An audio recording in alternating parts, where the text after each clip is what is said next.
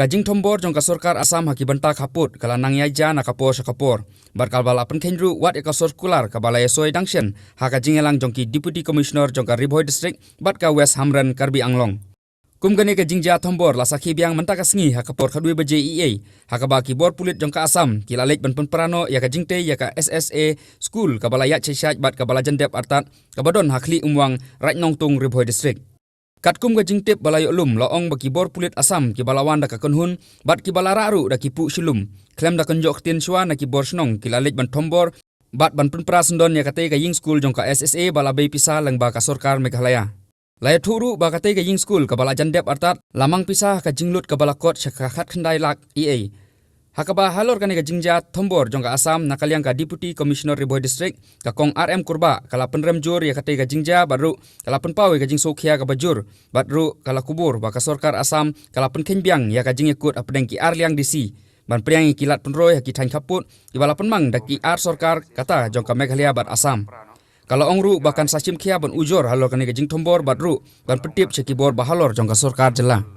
Hajing sisya ti kembang ni kanika umwang do padi we ni kikam bangi kren ha ka to ka meeting at ko terek bangi olat ni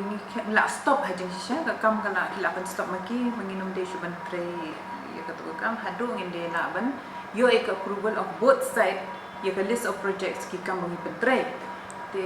na yo smo menne ki informya ki om gadon kata ka jengja kata kadang dan tang GCP kat kum ka information jangan menyamsel kalau ada GCP yang tak buat ban pra tinggal apa ni DC bade setai kalian hajar ka ti orang tahu orang TP so tinggal orang yang request kindly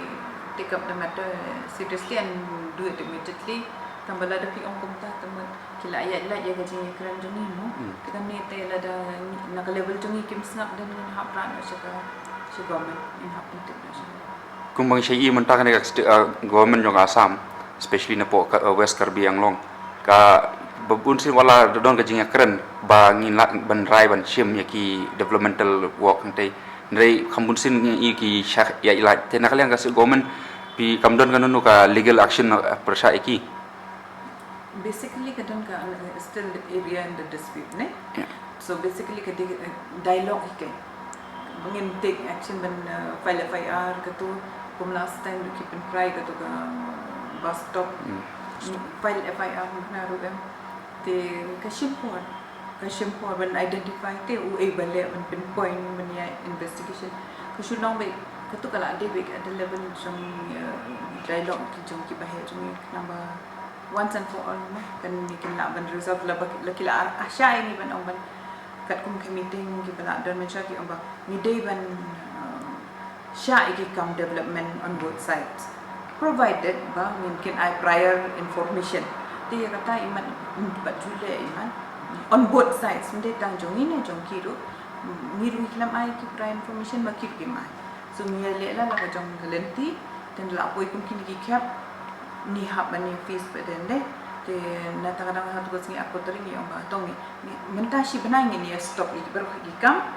ni ai share ka list tiwid kadiman kut mentau benai bangin share kata list dan ngin say kendua ban approve ki kam ban pentri kam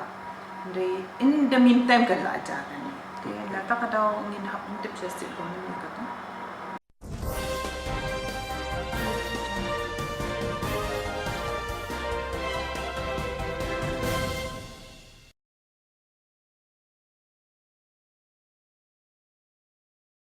ban